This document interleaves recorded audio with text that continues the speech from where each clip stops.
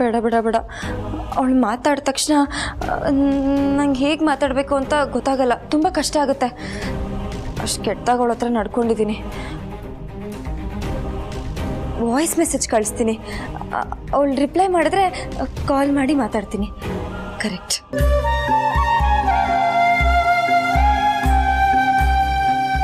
ನನ್ನ ಮೆಸೇಜ್ ನೋಡಿ ನಿಂಗೆ ಆಶ್ಚರ್ಯ ಆಗ್ಬೋದು. ಏನಪ್ಪ ಲೀಲಾ ಇಷ್ಟೊತ್ತಲ್ಲಿ ಮೆಸೇಜ್ ಕಳಿಸಿದಾಳೆ ಅಂತ ಅನಿಸ್ಬೋದು. ಫಸ್ಟ್ ಆಫ್ ಆಲ್ ನೀನು ನನ್ನ ಕ್ಷಮಿಸ್ಬೇಕು.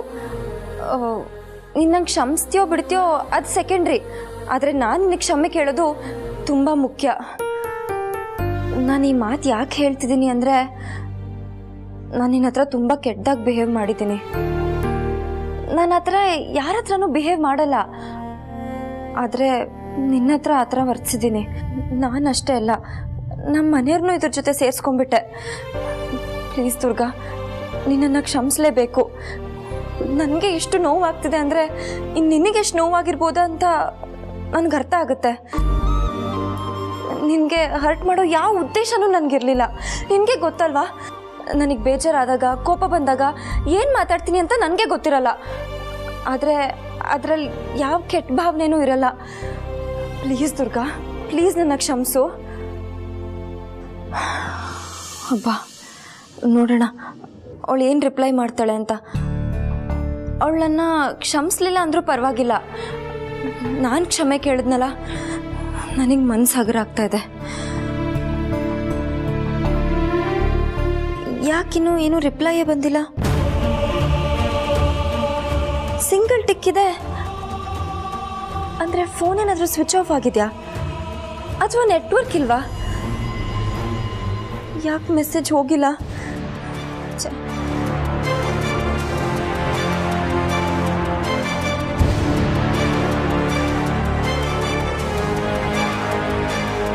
Switch off. ದುರ್ಗಾ ಯಾವತ್ತೂ ಫೋನ್ ಸ್ವಿಚ್ ಆಫ್ ಮಾಡ್ಕೊಳ್ಳೋ ತನಕ ಬಿಡಲ್ವಲ್ಲ. ಏನಾಗಿದೆ? ಅಟ್ಲೀಸ್ಟ್ ಹೋದಾದ್ಮೇಲೆ ರೀಚ್ ಆಗಿದ್ದೀನಿ ಅಂತ ಮೆಸೇಜ್ ಆದರೂ ಹಾಕೊಳ್ಳೋ. ಯಾಕೆ ಥರ ಬಿಹೇವ್ ಮಾಡ್ತಾ ಇದ್ದಾಳೆ?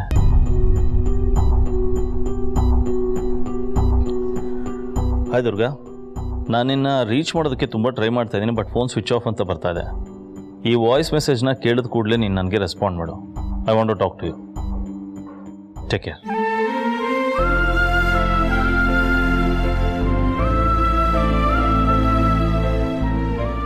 ಏನಾಗಿದೆ ಎಲ್ರಿಗೂ? ಲೈಫಲ್ಲಿ ಬಿಸ್ನೆಸ್ ಮುಖ್ಯ, ಬಟ್ ಬಿಸ್ನೆಸ್ಸೇ ಲೈಫ್ ಆಗಬಾರ್ದು. ಕಿಶೋರ್ ನೋಡಿದ್ರೆ ಇಷ್ಟು ವರ್ಷದಿಂದ ಅಬ್ರಾಡಲ್ಲಿದ್ದಾನೆ. ಪ್ರೇಮ್ ಪ್ರಮೋದ್ ನೋಡಿದ್ರೆ ಆಫೀಸಲ್ಲೇ ಮುಳುಗೋಗಿದ್ದಾರೆ. ಈಗ ಅವ್ರ ಸಾಲಿಗೆ ದುರ್ಗಾನೂ ಸೇರ್ಕೋತಾ ಇದ್ದಾಳೆ. What's happening? ಇರೋದನ್ನ ಸುಮ್ಮನೆ ಡೆವಲಪ್ ಮಾಡ್ಕೊಂಡು ಹೋದ್ರೆ ಸಾಕು. ಏನಾಗಿದೆ ಎಲ್ರಿಗೂ?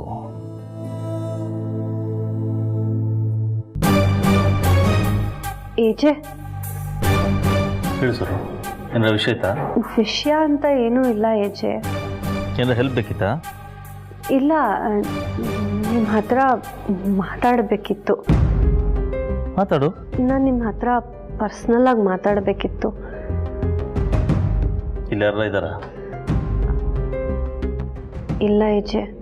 ಮತ್ತೆ ಮಾತಾಡು.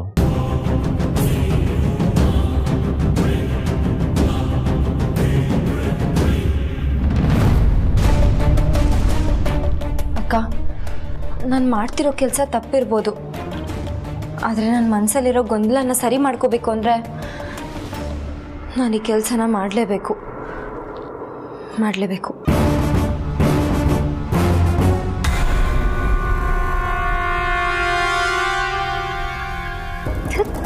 ಮಾತ್ರೆ ನುಂಗ್ಬೇಕಂತೆ. ಈ ಮಾತ್ರೆ ನುಂಗಿನೇ ಅರ್ಧ ನನಗೆ ಕಾಯಿಲೆ ಬರುತ್ತೋ ಏನು ಕತೆನೋ. ಆ ಲೀಲಾ ಬೇಡ ಬೇಡ ಅಂದ್ರು ಬಲವಂತ ಮಾಡಿ ಮಾತ್ರೆ ನುಂಗಿಸ್ತಿದ್ಲು. ಈಗ ಯಾಕಿದು?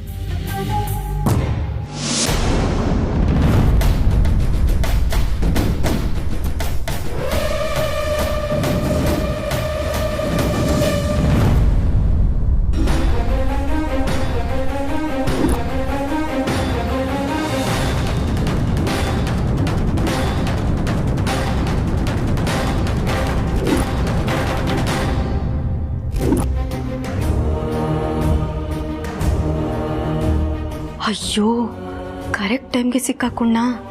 ಇವಳು ನೋಡ್ತಿದ್ರೆ ಏನೋ ಸ್ಕೆಚ್ ಹಾಕ್ಕೊಂಡೇ ಬಂದಂಗಿದ್ದಾಳೆ.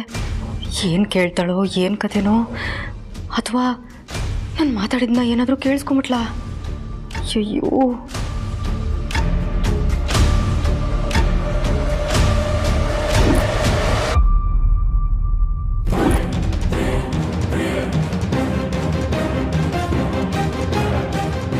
ಅಕ್ಕ, ಏನ್ಲಿಲ್ಲ?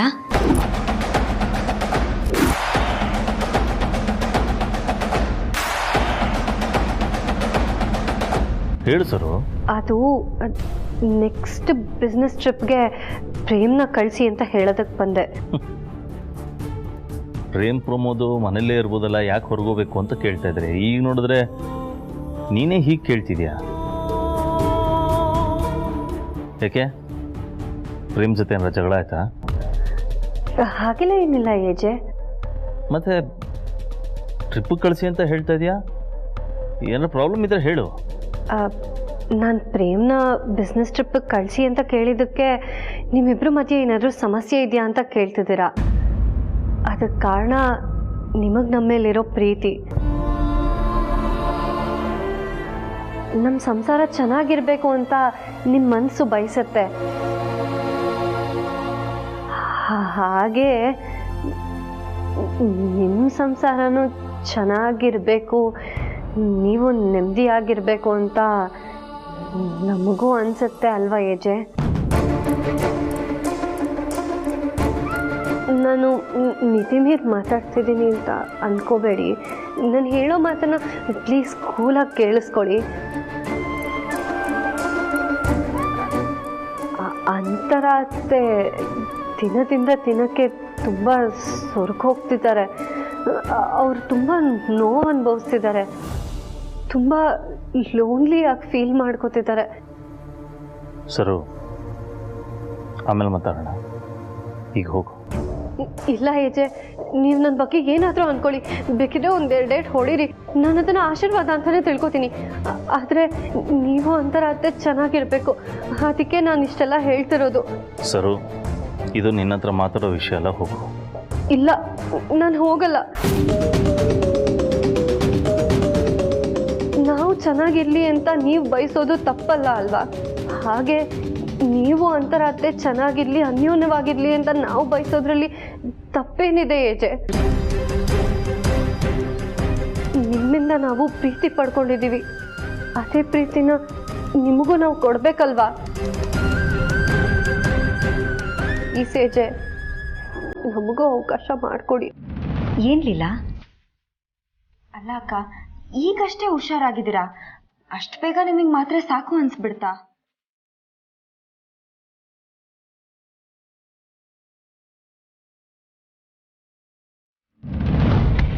ಜೀವನ ಒಂಟಿತನದ ಪಾಠ ಕಲಿಸ್ತಿರುವಾಗ ಈ ಮಾತ್ರೆ ತಗೋಬೇಕಲ್ಲಿಲ್ಲ. ಸಮುದ್ರನೂ ಒಂಟಿ, ಆದರೆ ಅದಕ್ಕೆ ಅದರದೇ ಆದಂಥ ದಡ ಇರುತ್ತೆ. ಗಾಳಿನೂ ಒಂಟಿ, ಆದರೆ ಅದಕ್ಕೆ ಮರ ಗಿಡ ಬೆಟ್ಟ ಗುಡ್ಡಗಳ ಆಸರೆ ಇರುತ್ತೆ. ಆದರೆ ನನಗೆ ಎಲ್ಲನೂ ಇದೆ, ಆದರೆ ಏನೂ ಇಲ್ಲ. ನನ್ನ ಹತ್ರ ಏಕಾಂತ ಬಿಟ್ಟರೆ ಬೇರೆ ಇನ್ನೇನೂ ಇಲ್ಲ.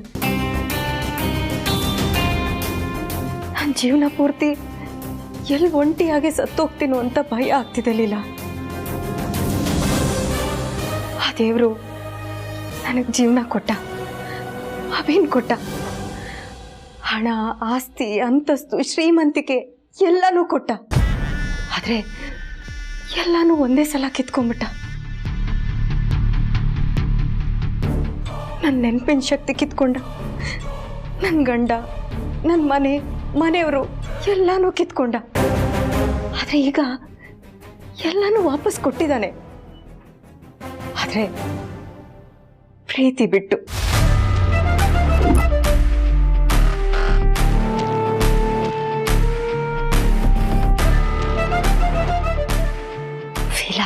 ಫೀಲ್ ಆಗ್ತಿದ್ದಾಳೆ. ಪ್ರಾರ್ಥನಾ ಕಂಟಿನ್ಯೂ. ಪ್ರೀತಿನೇ ಸರ್ವಸ್ವ ಅಂತ ಅಂದ್ಕೊಂಡಿರೋ ನನ್ನಂತ ಎಷ್ಟೋ ಹೆಣ್ಮಕ್ಳು ವ್ಯಥೆಲಿಲ್ಲ ಇದು. ಎಲ್ಲ ಇದ್ದು ಏನೂ ಇಲ್ಲದೆ ಇರೋ ಥರ ಬದುಕ್ತಾರೆ ಅಂತಾರಲ್ಲ, ಅದಕ್ಕೆ ನಾನೇ ಜೀವಂತ ಉದಾಹರಣೆ. ಸರು, ನೀನು ಯಾವತ್ತೂ ನನ್ನ ಹತ್ರ ಬಂದು ಹೀಗೆ ಮಾತಾಡಿರಲಿಲ್ಲ. ಇಷ್ಟು ಧೈರ್ಯವಾಗಿ ನಾನು ಮುಂದೆ ಬಂದು ಮಾತಾಡ್ತಿದ್ಯಾ ಅಂದರೆ ಅದಕ್ಕೆ ಕಾರಣ ಪ್ರೀತಿ. ಎಲ್ಲನೂ ಮೀರಿ ಧೈರ್ಯವಾಗಿ ಇವತ್ತು ಹೀಗೆ ಮಾತಾಡ್ತಿದ್ಯಾ ಅಂದರೆ ಅದು ನನ್ನ ಮೇಲೆ, ಈ ಮನೆ ಮೇಲಿರೋ ಕಾಳಜಿ, ಪ್ರೀತಿನ ತೋರಿಸ್ತಾ ಇದೆ. And I appreciate. ಆ್ಯಂಡ್ ನಿನಗೆ ಆ ಧೈರ್ಯ ಕೊಟ್ಟಿರೋದು ಈ ಪ್ರೀತಿನೇ. ಸೊ ನೀನು ಈ ಪ್ರೀತಿಗೋಸ್ಕರ ಡೆಫಿನೆಟ್ಲಿ ನಿನ್ನ ಮಾತನ್ನು ಕನ್ಸಿಡರ್ ಮಾಡ್ತೀನಿ. ಅದರ ಅರ್ಥ ನಾನು ಅಂತನ ಜೊತೆ ಇಲ್ಲ ಅಥವಾ ನಾನು ಅವಳನ್ನು ಅವಾಯ್ಡ್ ಮಾಡ್ತಾ ಇದ್ದೀನಿ ಅಂತಲ್ಲ. ಎಲ್ಲದಕ್ಕೂ ಅದರದೇ ಆದಂಥ ಟೈಮ್ ಬರಬೇಕು ಸರು.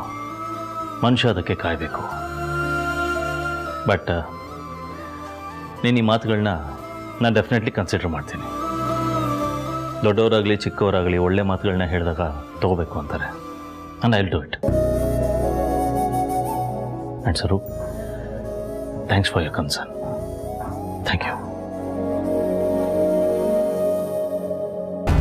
ಪಾಪ ಅಂತರ ಅಕ್ಕ ಇಷ್ಟೆಲ್ಲ ನೋವಲ್ಲಿದ್ದಾರೆ. ನಾನೊಬ್ಳು ಟೆಸ್ಟ್ ಮಾಡಬೇಕು ಅಂತ ಇದೇ ಟೈಮ್ ಅಂದ್ಕೊಂಡು ಬಂದಿದ್ದೀನಿ. ಛೇ, ಈ ಟೈಮ್ ಸರಿ ಇಲ್ಲ. ನಾನು ಈ ಥರ ಮಾಡೋದು ತಪ್ಪು. ಅಕ್ಕ, ನೀವು ಮಾತ್ರೆ ತಗೊಳ್ಳಿ, ನಾನು ನಿಮಗೆ ನೀರು ತಂದು ಕೊಡ್ತೀನಿ.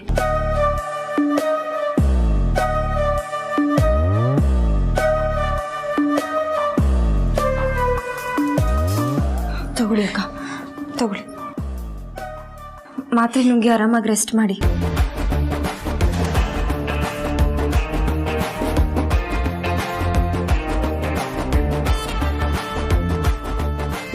ಮಾತ್ರೆ ನುಂಗ್ಬೇಕಂತೆ ಮಾತ್ರೆ. ಈಗ ನಾನು ಕೊಟ್ಟಿರೋ ಮಾತ್ರೆನ ಮೊದಲು ನೀನು ಅರ್ಗಿಸ್ಕೊ.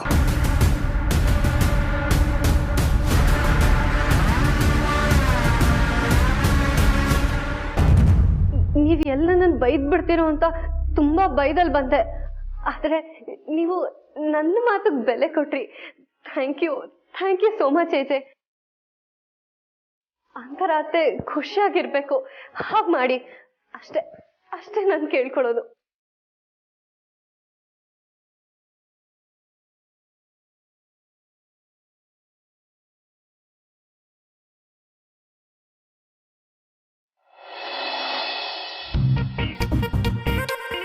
ಈಗೀಗ ಕೈಕಾಲೆಲ್ಲ ಸ್ವಲ್ಪ ಸಡ್ಲ ಆಗ್ತಾ ಇದೆ.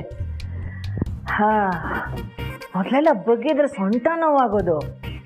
ಆದರೆ ದಿನ ಆಗ್ತಾ ಆಗ್ತಾ ಆ ಥರ ಏನು ನೋವೇ ಕಾಣಿಸ್ತಾ ಇಲ್ವಲ್ಲಪ್ಪ. ಹೀಗೆ ಹೋದರೆ ಒಂದಲ್ಲ ಒಂದಿನ ನಾನು ಇಂಡಿಯಾಗೆ ಯೋಗದಲ್ಲಿ ಗೋಲ್ಡ್ ಮೆಡಲನ್ನು ತಂದುಕೊಟ್ರೂ ಕೊಡ್ಬೋದು. ಹೌದು, ನಿಮ್ ಗೋಲ್ಡ್ ಮೆಡಲ್ಗೆ ಇಡೀ ಭಾರತನೇ ಕಾಯ್ತಾ ಇದೆ. ನೀನೇ ಕಿಂಡ್ಲ್ ಮಾಡ್ತೀಯಾ? ವಯಸ್ಸಾದವರು ಅಂತಂದ್ರೆ ನಿಮಗೆಲ್ಲ ಜೋಕ್ ಆಗೋಯ್ತು. ಹೇಳ್ತೀನಿ ಕೇಳೆ. ಅಜಿಮ್ ಪ್ರೇಮ್ಜಿಗೆ 77 ವರ್ಷ, ರತನ್ ಟಾಟಾಗೆ 85 ವರ್ಷ, ನಮ್ಮ ರಜನಿಕಾಂತ್ 72 ವರ್ಷ. ಇವರೆಲ್ಲ ಈ ವಯಸ್ಸಲ್ಲೂ ಸಾಧನೆ ಮಾಡ್ತಿದ್ದಾರೆ ಅಂತಂದ್ರೆ ಅವ್ರು ನಮಗೆಲ್ಲ ಸ್ಫೂರ್ತಿ. ಇವ್ರಿಗೆ ವಯಸ್ಸೆಲ್ಲ ಏನೂ ಅಲ್ವೇ ಇಲ್ಲ. ನೀವು ಆರಾಮಾಗಿ ಮನೇಲಿ ಇರೋದು ಬಿಟ್ಬಿಟ್ಟು ಈ ವಯಸ್ಸಲ್ಲೂ ಸಾಧನೆ ಮಾಡಕ್ ಹೋಗ್ಬೇಕಾ ಹೇಳಿ? ಏಜೆ ಮಾಡಿರೋ ಸಾಧನೆ ಲೆಕ್ಕ ಹಾಕ್ತಾ ಕೂತ್ರೆ ಟೈಮ್ ಪಾಸೇ ಆಗೋಗತ್ತಜ್ಜಿ. ನನ್ನ ಮಗ ಹುಟ್ಟತಾನೆ ವಾರಿಯರ್ ಕಣೆ. ಅವನು ಹುಟ್ಟಿರೋದೇ ಏನಾದರೂ ಸಾಧನೆ ಮಾಡೋಕ್ಕೆ. ಜೀವನದಲ್ಲಿ ಗೆಲ್ಲಕ್ಕೆ ಬಂದಿರೋ ಸಾಮ್ರಾಟ ಅವನು. ಅವ್ರ ಅಮ್ಮ ಆಗಿರೋ ನಾನು ಏನಾದರೂ ಮಾಡಬಾರ್ದ? ಅದು ಅಲ್ಲದೆ ನನ್ನ ಸೊಸೆ ಲೀಲಾ ಮನೆಗೆ ವಾಪಸ್ ಬಂದಮೇಲೆ ನನ್ನ ಜೀವನದಲ್ಲಿ ನನಗೆ ಎಷ್ಟು ಉತ್ಸಾಹ ಬಂದಿದೆ ಅನ್ನೋದು ನಿನಗೂ ಗೊತ್ತಿದೆ ತಾನೆ? ಆಯ್ತು ನಿಮಗೆ ಮಾತು ಕೊಟ್ಟು ಗೆಲ್ಲಕ್ಕಾಗತ್ತಾ? ನೆವರ್, ಚಾನ್ಸೇ ಇಲ್ಲ. ಆದರೆ ಡಾಕ್ಟರ್ ಬಂದಿದ್ದಾರೆ, ನೀವು ಅವ್ರಿಗೆ ಕೈ ಕೊಡಿ, ಟೆಸ್ಟ್ ಮಾಡ್ತಾರೆ. ಡಾಕ್ಟ್ರ ನನಗ? ನಾನು ಎಲ್ಲದರೊಳಗೂ ಪರ್ಫೆಕ್ಟ್ ಆಗಿದ್ದೀನಿ ಅಂತ ನಾನೇ ರಿಪೋರ್ಟ್ ಕೊಡ್ತೀನಿ. ನಿಮ್ಗೆ ಅಷ್ಟು ಡೌಟ್ ಇದ್ರೆ ಡಾಕ್ಟ್ರನ್ನ ಕರೆಸಿ ಚೆಕ್ ಮಾಡಿಸ್ಕೊಳ್ಳಿ. ಓಕೆ ವಿಶ್ವರೂಪ್,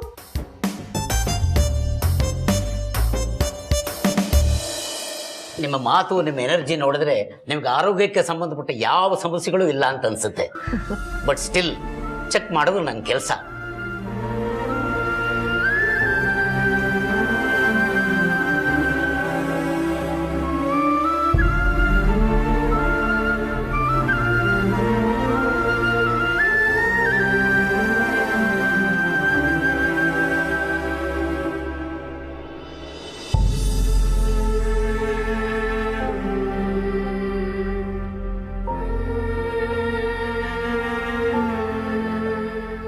ಡಾಕ್ಟರ್, ಏನಾದರೂ ಪ್ರಾಬ್ಲಮ್ಮಾ? ಇದೆ, ಖಂಡಿತ ಇದೆ.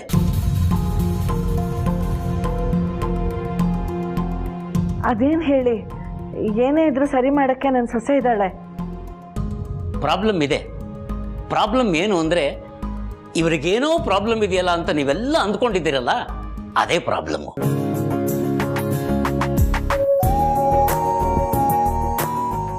ಇವರ ಹೆಲ್ತ್ ಚೆನ್ನಾಗಿ ಡೆವಲಪ್ ಆಗಿದೆ. ಇಷ್ಟು ವಯಸ್ಸಿನಲ್ಲಿ ಇಷ್ಟು ಬೇಗ ಇಷ್ಟೊಂದು ಹೆಲ್ತ್ ರಿಕವರಿ ಆಗಿರೋದನ್ನ ನಾನು ನೋಡೇ ಇಲ್ಲ. ಎಲ್ಲ ನಾರ್ಮಲ್ ಆಗಿದೆ. ನನಗೆ ಬಹಳ ಆಶ್ಚರ್ಯ ಆಗ್ತಾ ಇದೆ. ಅಪ್ಪ, ಇವಾಗ ಸಮಾಧಾನ ಆಯಿತು. Hello, excuse me.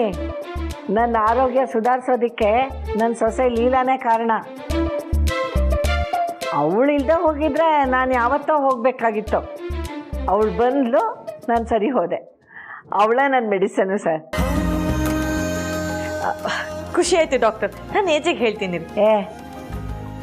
ನೀನೇನು ಹೋಗಿ ಹೇಳೋದು, ನಾನೇ ಹೋಗಿ ಹೇಳ್ತೀನಿ. ಒಂದು 20 ಹೆಜ್ಜೆ ನಡೆದ್ರೆ 1 ಕ್ಯಾಲರಿ ಬರ್ನ್ ಆಗುತ್ತಂತೆ. ಥ್ಯಾಂಕ್ ಯು ಮಾ, ನಾನೇನು ಬರ್ತೀನಿ. Thanks doctor. ವಿಶರು.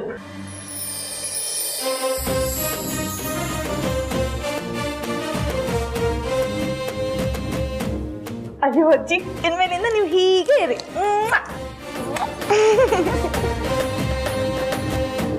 ಸರು ಹೇಳಿ ಕಳ್ಸಿದ್ ವರ್ಕ್ ಆಗುತ್ತಾ ವರ್ಕ್ ಆಗಲ್ವಾ? ಆಗುತ್ತಾ ಆಗಲ್ವಾ?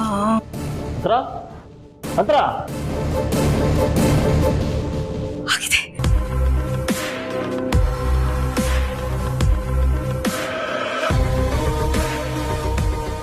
ಅಂತ